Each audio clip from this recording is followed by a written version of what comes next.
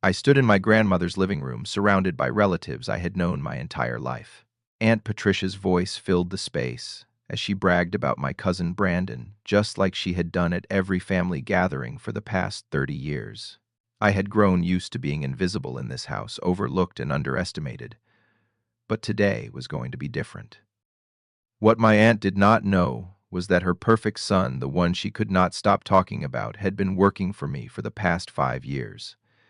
Before I share what happened at that reunion, let me ask you something. Where are you watching from today?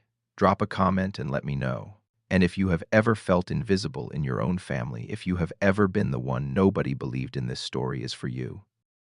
Hit that like button and subscribe to the channel, because trust me, you do not want to miss how this all unfolds. Now let me take you back to where it all began. I grew up in a small town outside of Columbus, Ohio. My mother raised me alone after my father left when I was 5 years old. She worked as a nurse, pulling double shifts just to keep a roof over our heads. Our house was small, the paint was peeling, and the heating barely worked in winter. But my mother did everything she could to make it feel like home. Then there was my Aunt Patricia. She was my mother's older sister, and she had married Uncle Donald, a sales manager who made decent money. They lived in a bigger house, in a nicer neighborhood. Their son, Brandon, was 2 years older than me, and from the moment he was born, Aunt Patricia made sure everyone knew he was destined for greatness. Every holiday, every birthday, every family gathering took place at my Grandma Helen's house, and every single time Aunt Patricia would find a way to make Brandon the center of attention. My mother and I were always there, but we felt more like guests than family. I learned early on that in this family some people mattered more than others, and I was not one of the ones who mattered. Let me tell you about a Thanksgiving that still sits heavy in my memory. I was 12 years old. Brandon was 14. About 20 of us had gathered at Grandma Helen's place for the holiday meal. The turkey was carved, the sides were passed around, and then Aunt Patricia stood up like she was about to give a speech. She pulled Brandon to his feet and announced to the entire room that he had just made the varsity basketball team at his school. Everyone clapped. Everyone cheered. Uncle Donald patted Brandon on the back and said something about his son becoming a professional athlete one day. I sat there watching my fork frozen over my mashed potatoes. What nobody knew was that just 2 weeks earlier I had won first place at the county science fair. I had spent 3 months building a working model of a solar-powered water filtration system. My mother tried to bring it up. She said Ryan also won something recently. But before she could finish, Aunt Patricia cut her off. That is nice. But Brandon already has scholarship offers coming in. The room shifted back to Brandon. Nobody asked me what I had won. Nobody even looked my way. Later that evening, Uncle Donald walked over to where I was sitting alone. He looked down at me with that smug grin of his and said, "Hey, Ryan, you still reading those boring books?" I nodded. He laughed. "Maybe you should go outside more. Get some sun. You are too skinny." No girl is going to like that. The whole room laughed. Even my mother laughed, though I could see the discomfort in her eyes. But then, Grandma Helen did something I will never forget. She walked over quietly and sat down beside me. She handed me a slice of her homemade pecan pie and whispered, "I am proud of you, sweetheart. Do not let them get to you." I had to bite my lip to keep from crying. She was the only one who ever made me feel like I was worth something. The comparisons never stopped as the years went by. When I was 14 and Brandon was 16, he got his driver's license. His parents bought him a used car, and Aunt Patricia told everyone at the next family dinner like he had won an Olympic medal. Meanwhile, I was still taking the bus to school every day. One time, I needed a ride to a debate competition. My mother asked Aunt Patricia if Brandon could drive me. Patricia said no. Brandon needed the car that day. I missed the competition. When I was 16, Brandon graduated high school and got into a mid-tier college on a partial athletic scholarship. Aunt Patricia acted like he had been accepted into Harvard. She told everyone he was going to play professional basketball. She said the scouts were already watching him. At that same family gathering, nobody mentioned that I had just scored 1520 on my SAT, one of the highest scores in my school's history. I did not expect them to care. I had stopped expecting anything from them by then.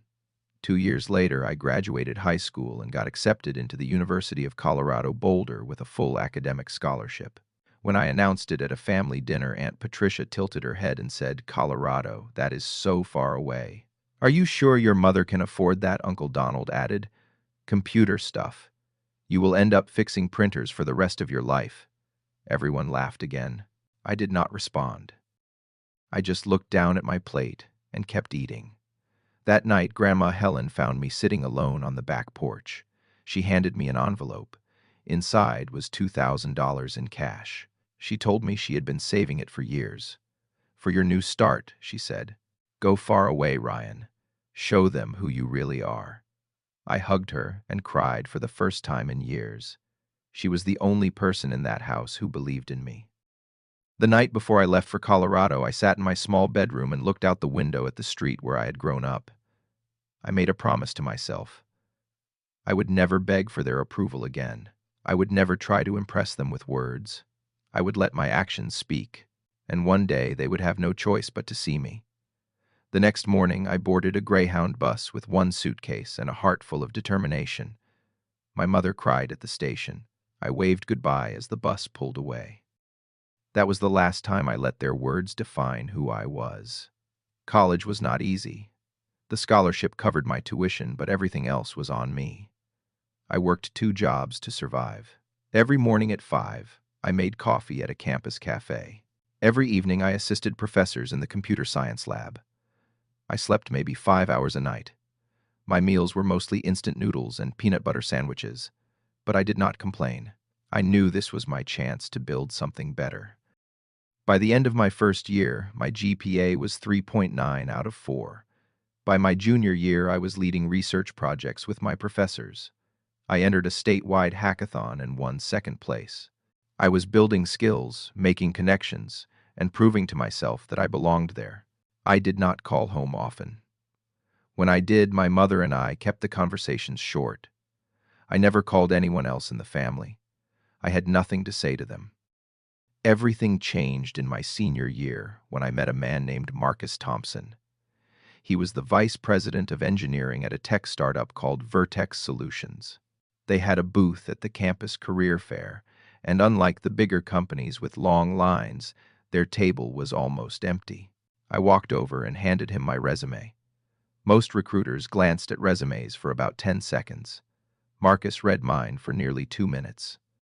Then he looked up and asked me about a personal project I had listed, an app I had built to help people manage their finances. I told him about it. I explained why I built it, how it worked, and what I would improve if I had more time. He listened carefully, nodding the whole time. When I finished, he said something I will never forget. "Most students show me textbook projects. You built something real. That is rare." He invited me to grab coffee with him. We talked for 3 hours. He told me about his own journey growing up poor, being underestimated, working twice as hard as everyone else just to be seen. He understood me in a way no one else ever had. Before we parted ways, he offered me a job at Vertex Solutions. Junior developer, $65,000 a year. I accepted without hesitation. The first 2 years at Vertex were intense. I worked 60 to 70 hours a week. I learned everything I could from Marcus and the senior engineers. Every quarter, I received outstanding performance reviews. Marcus became my mentor and eventually my friend. He taught me that success was not about shouting from the rooftops. It was about showing up, doing the work, and letting the results speak for themselves. By year 3, I was promoted to senior developer.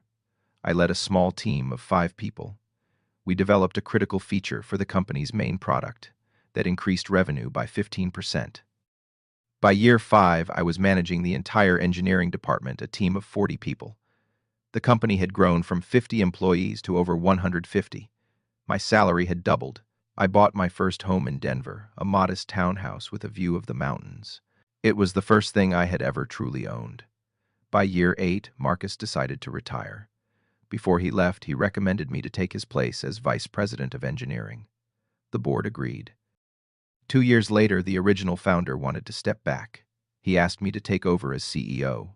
I was 32 years old, running a company with 500 employees and a valuation of over $1.2 billion. And here is where the story gets interesting. About 5 years before I became CEO, a resume came across my desk.